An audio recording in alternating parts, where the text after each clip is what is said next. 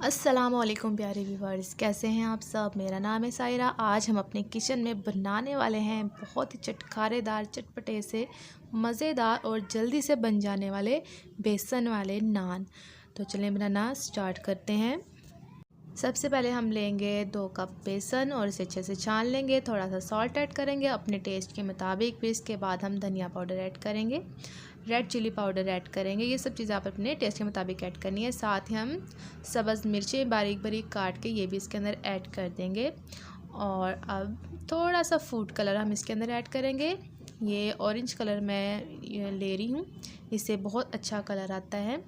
जैसे कि हम बाज़ार से लेके ख़रीद के खाते हैं ना, वैसा कलर आ जाता है, बहुत ज़बरदस्त। अब अच्छे से मिक्स करने के बाद थोड़ा थोड़ा पानी ऐड करके हम इसका पेस्ट बना लेंगे। आपने थोड़ा थिक सा पेस्ट बना लेना है। इसे फटाफट से हम मिक्स कर लेते हैं।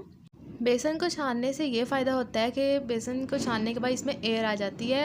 एयर के आने से गुठलियाँ नहीं बनती। अब ये देखिए कितना स्मूथ सा ये पेस्ट बना है ना, इस तरह आपने इसका पेस्ट बना लेना है। अब एक तरफ हम ऑयल को अच्छे से गर्म कर लेंगे। बहुत ज़्यादा भी गर्म नहीं करना, मीडियम सा गर्म कर लेंगे। अब यहाँ पे ये देखिए मैंने पतले से नान लिए हैं। इसको अच्छे से हम नान को डिप करके हर तरफ इसको लगाएंगे। ऐसे थिक सा पेस्ट बनाने से ये होता है कि अच्छे से नान के ऊपर बेसन हमारा लग जाता है। अगर हम पतला से पेस्ट बनाएंगे तो वो नान के ऊपर क्या लगना है, बस टपक टपक के सारा नीचे गिर जाना है। तो इसलिए आपने थिक पेस्ट बनाना है। इसको अच्छे से ऐसे हाथों से भी लगा लेना है। सब्ज़ मिर्च का इतना मज़े का टेस्ट आता है ना, मुझे तो ये सब्ज़ मिर्च वाला ये बेसन वाला नान बहुत टेस्ट लगता है। अगर आपको गार्लिक फ्लेवर अच्छा लगता है तो आप गार्लिक भी उसको पेस्ट बना के पानी डाल के वो भी आप ऐड कर सकते हैं। पर लेकिन ये इस तरह भी बहुत मज़े का लगता है। सिंपल और आसान सी रेसिपी है कि अगर दिल करे दोपहर में कुछ चटपटा सा खाने को, तो आप इस तरीके से आसानी से फटाफट से ये बेसन वाला नान बना सकते हैं। ऑयल भी हमारा गर्म हो चुका है। अब हम एहतियात से इसके अंदर नान को डाल देंगे। यहाँ पे देखें थोड़ा सा, वैसे तो आप खुला बर्तन ले, बड़े बर्तन में आसानी से ये साइडों पे ऐसे नहीं चिपकेगा। आप खुले बर्तन में आप चाहे, वैसे तो इसमें भी बन जाता है, बस थोड़ा सा साइड्स पे ये चिपकता है, तो आप ऐसे चम्मच से इसको उतार सकते हैं। कोई मसला नहीं है, कोई मसले वाली बात नहीं है।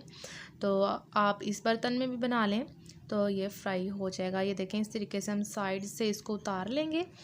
और साथ ही आपने चम्मच या चिमटे की हेल्प से जिससे आप बना रहे हो उसको ऐसे आपने नान को प्रेस करना है ताकि नीचे से ऑयल है वो ऊपर आ जाए और ऊपर से भी थोड़ा ये फ्राई होना लग जाए। 1 से 1.5 मिनट में एक साइड फ्राई हो जाती है। तो इस तरीके से फिर आपने साथ ही इसकी साइड चेंज कर देनी है। देखिए कितना मज़े का कलर आया है। फूड कलर डालने से कलर बहुत अच्छा आता है, नहीं है तो आप स्किप कर दें। तो ये देखें 1 से 1.5 मिनट में एक साइड हुई तो दूसरी साइड भी इसी तरीके से आपने फ्राई कर लेनी है और इसको ऐसे हिलाकर ताकि ऑयल जो है वो निकल जाए। तो फिर हम इसे प्लेट पे निकाल लेंगे। बहुत मज़े के ये नान ऐसे फ्राई बनते हैं, बाज़ार से तो लेने की कोई ज़रूरत नहीं, आप घर में ही इस तरीके से बनाया करें, बहुत मज़े के ऐसे बनते हैं। अब हम फटाफट से बाकी के नान भी फ्राई कर लेंगे। ये देखें आपने बहुत एहतियात से ऑयल के अंदर इसको डालना है ताकि आपके हाथ में ऑयल ना लग जाए। बहुत गर्म लगता है और हाथ में इतनी जलन होती ना, मेरे इसको फ्राई करते करते हाथ में ऑयल लगा तो बहुत जलन हुई थी। एहतियात से आप प्लीज़ डाला करें। आप हो सके तो आप खुले बर्तन में ही बना लें तो वो ज़्यादा बेस्ट है। तो ये देखें इस तरीके से आपने इसको प्रेस करते करते ऐसे फ्राई कर लेना है।